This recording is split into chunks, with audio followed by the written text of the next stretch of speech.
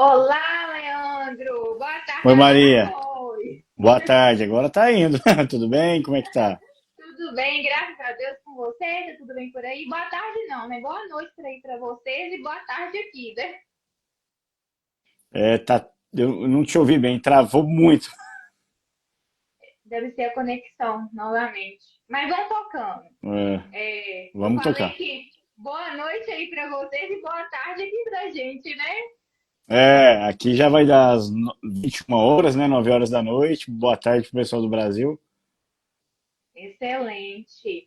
Então, pessoal, hoje a gente vai iniciar mais um bate-papo com um convidado muito especial, que é o Dr. Leandro. Ele é médico veterinário, mas antes disso, Dr. Leandro, se apresente para a gente, conta um pouco para a gente sobre a sua trajetória, como foi esse convite para você estar desbravando a pecuária aí na África Central. Conta para a gente. Bom, boa tarde a todo mundo. Mais uma vez, obrigado pelo convite, Maria. Para mim é um privilégio estar aqui, estar falando sobre essa experiência nossa, não só minha, eu sou só uma peça no tabuleiro. Tem muita pessoa aqui nesse projeto. E, bom, de forma resumida, Maria, né, eu me chamo Leandro Alencar, Leandro Caselli Alencar, eu sou natural de Caldas Novas, Goiás, e ali eu tive meus primeiros, vamos dizer assim, né, eu não venho de uma família pecuarista, eu não venho de uma família que tem essa paixão da pecuária, e eu pude ter esse primeiro contato com o meu, né, com o meu tio Haroldo e com a minha tia Salete, que eles têm uma fazenda em Goianésia, e com meus 10 anos ali foi dando as primeiras proximidades com o animal de corte, com o animal leiteiro. Bom, e ali despertou. Dali eu já tinha certeza que eu queria fazer zootecnia ou veterinária, e com meus 15 anos eu ingressei no colégio agrícola, né, em Goiás, em Morrinhos. Fiz técnico em zootecnia, depois fiz engenharia de alimentos, técnico também, e fui fazer a graduação em medicina veterinária. E quando eu entrei na veterinária, foi vamos dizer assim, um baque, porque eu gostava de todas as áreas, então fiquei um pouco indeciso. Então tive, né, aquela paixão por Normal, né, cavalo, Leandro? gado de corte, queria trabalhar com um animal selvagem, queria trabalhar com primata, queria trabalhar com tudo.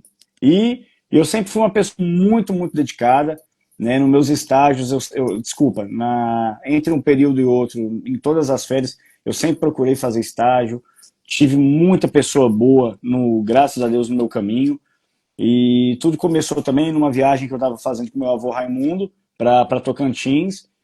E aí eu já tinha estagiado em alguns frigoríficos municipais e tinha muita vontade de trabalhar no frigorífico federal, né, esses frigoríficos grandes. E passamos na frente de um frigorífico em Alvorada e estacionamos o carro ali com aquela burocracia, não conhecia ninguém, não conhecia o veterinário, e perguntamos pro guarda, pro porteiro ali, pro guarda, qual que era o carro do veterinário, ele indicou e a gente ficou ali. E aí conhecemos o Dr. Toscano na época, e ali foi uma porta abriu a outra, sabe? Tive um conhecimento muito grande no estado Tocantins, ali comecei em Alvorada, depois Gurupi, Paraíso, Araguaína, né? E aí eu já estava quase me formando e fui para o Mato Grosso e comecei em Cuiabá, fui para Sinop, entrei na Crimate, trabalhei praticamente 2 anos ali. Antes de eu me formar, eu já estava empregado na Crimate. Através da Crimate ali, tive um, eu tive dois grandes professores, dois grandes mentores ali na Crimate, que é o Amado de Oliveira, infelizmente falecido, e o Luciano Vacari, que são quem entende de pecuária e ouve falar desses dois nomes, sabe do que eu estou falando.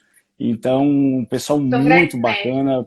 para você, né, como É, referência. exatamente, Maria.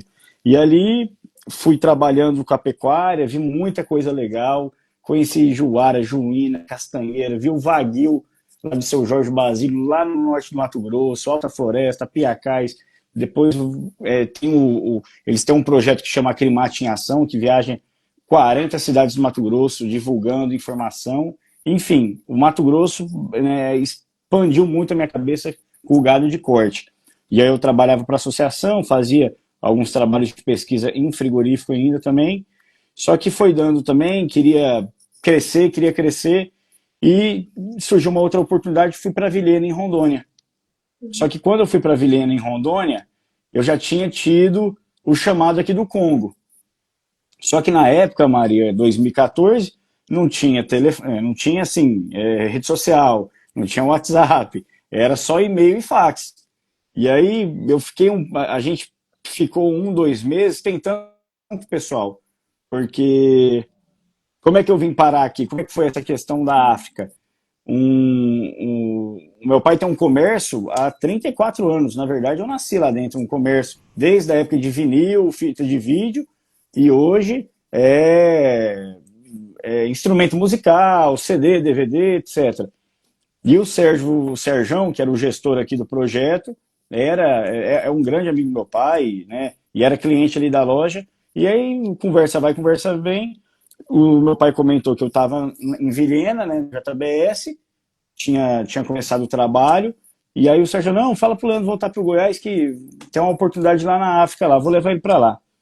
E aí, Maria, Vilhena pro Goiás, eu não sei na época agora, eu não lembro de cabeça, mas na época era 3, 4 mil quilômetros, e o Congo para o Brasil era coisa de 6, 7 mil quilômetros em linha reta. Eu falei, vamos pro Congo. E aí isso foi março de 2014. Fizeram esse convite para eu poder ir. Na época, eles queriam que eu fosse em agosto, porque o gado ia chegar em setembro. Só que eu já tinha me inteirado do assunto e já sabia também das dificuldades, da questão da sanidade. E aí eu conversei com o pessoal, não, se quiser eu vou agora. Eu vou agora em abril, em maio, para eu poder Já foi aprender assim, também bem as questões. pedido, né? E aí foi um trucando o outro. Aí, resumindo a história, vim para cá e de 2014 para cá já fizeram 11 anos que eu estou aqui. É um trabalho, nossa, me orgulho muito de ter participado desse projeto, né?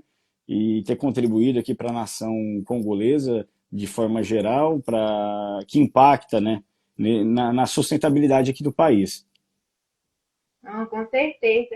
E, Leandro, durante essa trajetória toda aí que você relatou, teve algum perrengue, assim, que você pode compartilhar com a gente, né? Porque sempre tem desafios, né? É. Teve muito, Maria. Eu vejo o seguinte, sabe? O problema maior que eu vejo, eu nem falo porque para mim não existe mais vida pessoal e vida profissional, né? Mistura tudo, não tem uma de nada. Mas aqui na região onde a gente habita, apesar de ser muito seguro, o problema que sempre me toca é a sanidade do gado. E a sanidade aqui em África, Maria, é algo muito melindroso. Um mês pode estar muito bom e quando ocorre um mês seguinte, passa 30, 60 dias, pode estar muito ruim.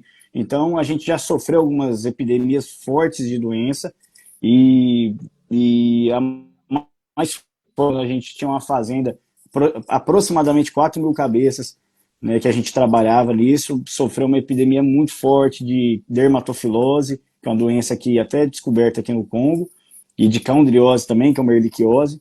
E, sobretudo, tem algumas doenças aqui, Maria, que tem 90% de mortalidade. E nem todas são descobertas, nem todas têm vacinas, nem todas têm tratamento, vamos dizer assim. Então, o que sempre me esbarra, assim, o que sempre me toca é a questão da mortalidade no gado, assim, quando dá algum tipo de problema desse. Sério, e como você faz para solucionar assim? Maria, no início, bom, eu cheguei, o projeto já estava em implantação, sabe? O projeto começou em 2012 para 2013, eu cheguei em 2014, só que quando eu cheguei, Maria, a gente ainda, os técnicos que estavam aqui, ainda não tinha tudo descoberto. Então, a gente descobriu isso tudo. E como é que a gente descobriu? A gente, uma das grandes dificuldades que a gente tem nessa região é o envio de laboratório. Eu envio de material para laboratório, vamos dizer assim, para poder você diagnosticar. Então, a gente conseguiu uma parceria com um laboratório lá de Guadalupe, e enviamos umas amostras, né, de animais, tecidos e uns carrapatos também, que a gente também não tinha nem classificado ainda. E aí a gente conseguiu, primeiramente, ver quais as doenças que eram. E aí a gente vendo as doenças, a gente começou a fazer os lotes. Por exemplo, pegava um antibiótico, utilizava ele a 1% e ia aumentando até ver a eficácia e também até ver a toxicidade que dava ao animal. Então, no início, a gente fez muitos lotes trabalhando na cura do animal e em cada doença, né? Porque aqui são 3, 4 doenças que são bem endêmicas na região, que você tem que ficar de olho. Então, para cada tipo de doença, é um tipo de tratamento diferente, né? E muita coisa também não tem nem literatura. Então, a gente conseguiu fazer um trabalho muito bacana de diagnóstico de doença É e a questão do tratamento também. conhecimento, né, Leandro? É, e assim, a gente teve muita cooperação, né, quando a gente, às vezes, né, as pessoas que não conhecem essas regiões, esses países aqui da África Central, eu conheci muito veterinário congolês aqui formado em grandes universidades, inclusive de Moscou, da Alemanha, na França, em Dakar, em Cuba, e quando eu cheguei aqui, me deparei com todo esse... nós éramos em 4, 5 veterinários brasileiros na época, e quando eu me deparei com esse cenário, eu me lembro até hoje que eu cheguei, a gente mora praticamente a 500 quilômetros da capital, e aí quando eu cheguei na fazenda, eu falei, ó, eu preciso de um veterinário congolês, eu preciso de alguém daqui para poder, porque essas doenças não tem no Brasil, não adianta a gente tratar com o que a gente está acostumado lá. E aí foi um trabalho também, né, de subindo escada, degrau em degrau, fazendo esses lotes de animais, tratando e colhendo resultado. Certo. E a mão de obra, Leandro? Como que funciona aí? Há uma comparação entre o Brasil e a África Central? Olha, Maria, o, bom, eu vou falar da experiência que eu tenho mesmo, assim, da realidade do Congo, porque tem alguns países que é bem mais pecuários e agrícolas, como Angola, né, Moçambique, tem um país aqui do lado que chama República da África Central, que é muito pecuário também, mas aqui no Congo não é um país tão pecuário. Então, por exemplo, o que, que a gente fez no início? Trouxemos os vaqueiros, capatazes, carpinteiros, né, do Brasil e fizemos a formação, essa transferência de tecnologia, essa formação. Porque além da produtividade que a gente tem que ter, além da taxa de natalidade, índice isotécnico, o principal objetivo do projeto que a gente trabalha aqui é fazer a formação local do congolês em si. Então, no início a gente fez muito isso e, por exemplo, hoje, Maria, deu muito certo. Nós temos congoleses extremamente capacitados, né? Eles aprendem a falar português em um ano, enquanto a gente, para aprender francês, leva 3, 4 anos. Então é um pessoal muito Inglês, inteligente. espanhol, não sei quanto tempo que leva, né?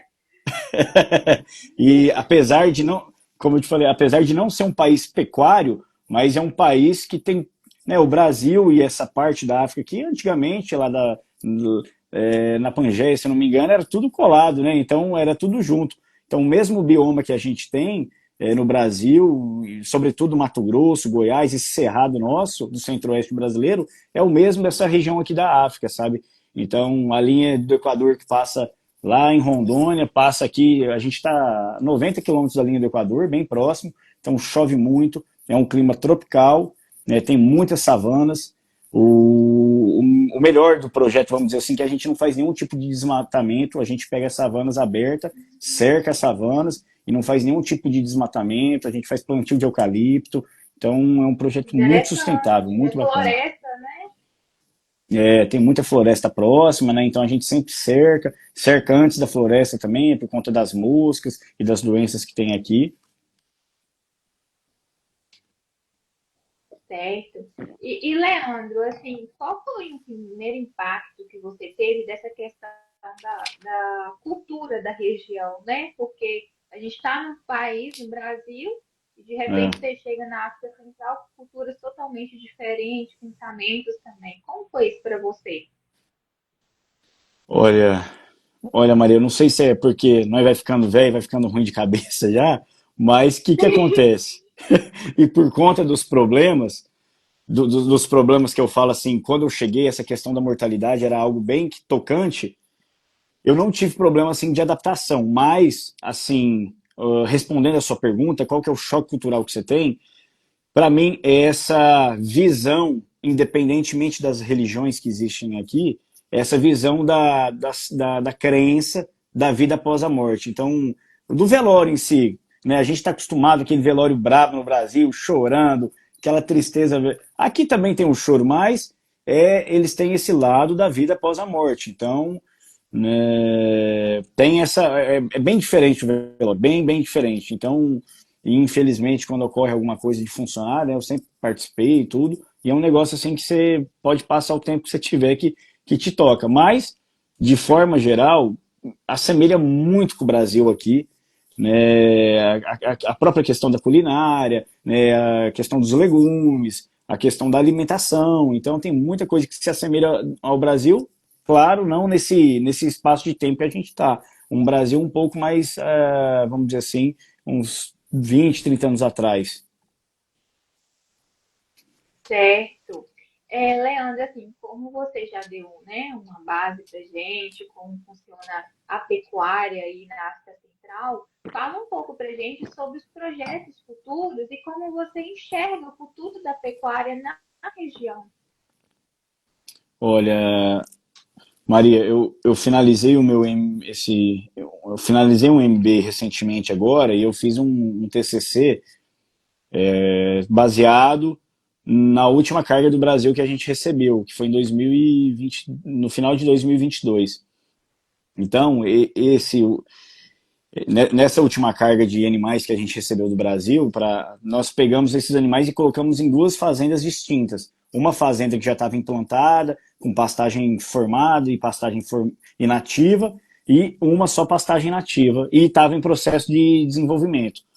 Então, eu usei bastante dados, eu consigo responder bem essa sua pergunta, porque eu utilizei os dados coletados aqui e muitos estudos da FAO, da ONU, que têm apontado para essa falta de comida que pode ter até em 2050, né?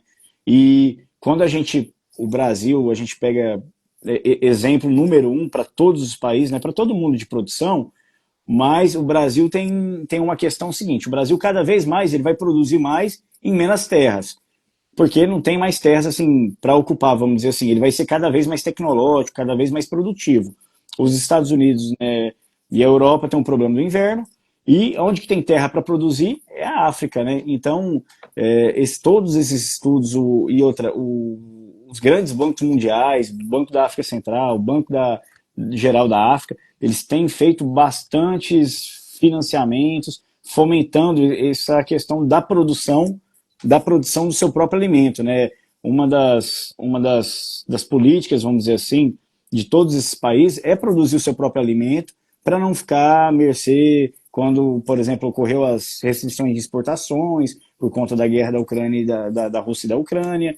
Né? Teve também, a gente sofreu bastante na questão do Covid, né? Questão de matéria-prima. E então o cenário é muito positivo para esses países aqui. Eles possuem muita terra fértil, terra de qualidade, e eles aceitam muito essa cooperação do Brasil, da mão de obra, né? A Embrapa tem um nome muito forte Eles em enxergam o todo esse Brasil meio como da uma África. referência, né, Leandro? O Brasil é uma referência, né? A gente está ligado na África, né? Não só o continente, o sangue nosso é sangue africano também no Brasil, então a gente está muito ligado nisso, e eles têm um respeito muito grande e trabalham muito bem em cooperação conosco. Então o cenário é Excelente. muito positivo para esses próximos, para novos projetos, né, desenvolverem na África. Como tem muita terra, então o gado Nelore vai muito bem aqui, Se e a gente adapta tem bem feito aí na alguns região. se adapta muito bem. A gente fez um cruzamento muito interessante, Maria, que a gente pegou o taurino africano, que é o Nandame, e cruzamos ele com o Nelore, então dá um animal muito rústico, que pega a rusticidade dos dois, só que o Legal. Nandame o Nandame ele tem um problema que ele é bem curto, só que aí ele puxa para o lado do Nelore e dá uma carcaça melhor. Então estamos fazendo bastante esse cruzamento aqui na região e tem dado muito certo. E os passos do melhoramento genético, como vocês trabalham isso aí também? Maria, a gente tem um rebanho, a gente, né, trabalha com um rebanho PO, um rebanho LA, e também tem um gado comercial. Então, até a Sim. gente está começando a montar o laboratório agora para poder fazer para começar a inseminar o gado. E a gente tem trabalhado muito com esse cruzamento, porque deu muito certo na resistência das doenças. Porque o que acontece, Maria? Falando um pouco de sanidade e desse melhoramento genético, que acontece? O Nandame, ele é tolerante a essas doenças locais aqui. Então, quando você cruza ele com o Nelore, né, obviamente que ele puxa ali 50% do pai, que é o Nandame, então o F1 dele fica muito resistente já. Então, o melhoramento genético, o futuro daqui vai ser usar o Nelore por conta da carcaça, por conta da rusticidade também, e utilizar o Nandame por conta da tolerância dele nessas doenças, carrapatos e as moscas dessa região. E o gado leiteiro, qual que se adaptou melhor aí na região, né? O gado leiteiro, a gente fez dois experimentos. O girolando, a gente trouxe um girolando do Brasil e se adaptou muito bem, apesar, né, do calor, né, mas a gente fazendo as instalações adequadas, com sombrite, com nebulizador, pulverizador, se adapta muito bem. A gente trouxe o Jersey também, que o Jersey puro, ele ele tem uma dificuldade maior, mas você cruzando ele com o Gerolando, fazendo o Gersolando, dá muito bom também. E é um gado leiteiro, se adapta bem aqui à região, chove muito bem também aqui. E o que determina também o sucesso do projeto são as instalações, né? Então, os currais, as remangas, tudo isso é o mesmo modelo que a gente trabalha no Brasil. A gente importou esse conhecimento geral nosso também, de estrutura, né, de toda a infraestrutura da fazenda, e tem dado muito certo. Excelente, olha o tanto de coisa, né, que a gente tem que mostrar, que tem que ser falado, né, Leandro? Mas É verdade. assim, você foi muito corajoso, isso é admirável, tá? Com 23 anos, largar tudo, família. Aí que é um ponto que eu quero saber como foi para sua família isso tudo, né? Porque família é o nosso suporte. Assim, eu tenho uma reflexão, Maria, que tudo deu certo assim para mim por conta da minha família, sabe? Eu tive um apoio muito grande, apesar de ficar fora, apesar, por exemplo, eu sou o filho mais novo, então aquela proteção da mãe e tal, mas eu tive um apoio muito grande da minha irmã, da Carolina, do meu pai, da minha mãe e da família em geral. E depois que eu vim para cá, a família, os primos, os tios, todo mundo meio que olhava, né, e ficava ali olhando, não, vai lá, vai dar certo, né, não tinha aquela bajulação de, não, fica aqui, meu filho, não sei o quê. Então eu tive um apoio muito grande, realmente foi muito difícil, sabe, Maria, você sair de casa com 23 anos, tudo, tal, esse mundo Imagina. todo pela frente aqui, mas eu sempre tive esse objetivo de crescer na vida, sabe? De encarar um projeto novo, de encarar um projeto. E aqui nós temos a oportunidade de começar algo do zero, sabe? Isso é totalmente diferente do que no Brasil, sabe? Então, você pegar uma área nativa, fazer uma fazenda, você fazer o antes e o depois, né? Você contribuir para a nação congolesa aqui, que hoje a gente tem diversos profissionais, inclusive tem muitas fazendas já implantadas que são geridas 100% por congoleses. Então, é algo muito gratificante, sabe? Apesar da distância, apesar do sacrifício todo que a gente tem que fazer como pessoa, mas é algo muito gratificante e o que mantém a gente fora de casa, vamos dizer assim, é a própria família, né? A gente quer dar o melhor para eles, a gente quer o bem-estar deles, né? A gente quer a saúde deles, então tudo isso gera o combustível para a gente continuar trabalhando, superando os desafios e alcançando os resultados. Então, com certeza. E já tem aqui um comentário, Carol. É, Nós te é a minha amamos, irmã. somos orgulhosos de É, você, sua irmã aqui. essa é meu Parabéns esteio. pelo É. irmão, Carol. Obrigado, Maria, E obrigado. Leandro, assim, para a gente encerrar o nosso bate-papo aqui, qual conselho você deixa para os jovens, né? E que querem aí se adentrar nesse mundo, na pecuária? Você, que é uma inspiração hoje pela sua trajetória, sim, pela sua dedicação e persistência, que é aonde a gente deve ter resiliência para chegar no topo para o sucesso, assim como você chegou, qual conselho você deixa?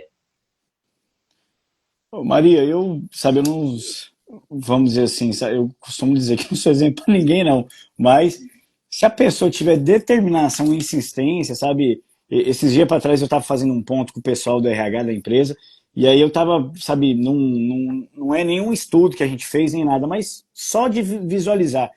As pessoas que não dão certo, Maria, só falta isso e tem o excesso de ego e de orgulho, né, que mata o homem. Então, eu costumo dizer, geralmente para o funcionário, é fazer o arroz com feijão bem feito, é ir adiante, insistir, né, persistir e não desistir. Né? A gente aqui nesse meio do caminho é muito bonito, né? Ah, o Leandro tá falando, tal. A gente pegou muita dificuldade, essa Maria. A gente teve projeto que o projeto estava em risco de acabar. Sabe por quê? Porque tinha mortalidade, tinha doença, então a gente foi conhecendo tudo isso. Né? Ninguém sabe os bastidores, né? A gente tem um desafio muito grande hoje, que a gente está entrando na agricultura, estamos plantando milho, estamos plantando milho, e aí a gente também tem a mesma coisa que a gente fez lá no gado, começa a fazer os canteiros agora. Então, é insistência, persistir, não desistir, ir adiante, botar a família e Deus em primeiro lugar e ir pro abraço, porque de nenhum lado é fácil, sabe, Maria? No Brasil não é fácil, né? Aqui não é fácil, então se tem que trabalhar, faça um trabalho bem feito, né? Soa a camisa, honra pai e mãe e a família, e Deus, e vai para o abraço, vai trabalhar. Excelente! Leandro, muito obrigada por ter aceitado o meu convite. Obrigada por ter compartilhado esse conhecimento conosco. E me coloca à disposição, tá? O que precisar, Eu que estamos aqui no agradeço, Brasil Maria. e torcendo por você. Sucesso aí! Obrigado pelo convite. A hora que a gente estiver no Brasil aí, nós troca um café com prosa aí. Ah, com certeza! Vamos colocar a prosa em dia, gente. Tem muito projeto aí, tem muito conhecimento a ser repassado. Então, até a Exatamente, tem sim. próxima. Uma boa tarde Até a a todos. próxima. Não, está uma Boa boa tarde a noite aí todo para mundo. vocês. Obrigado, Maria. Boa noite com Deus aí. Tchau, tchau. Tchau.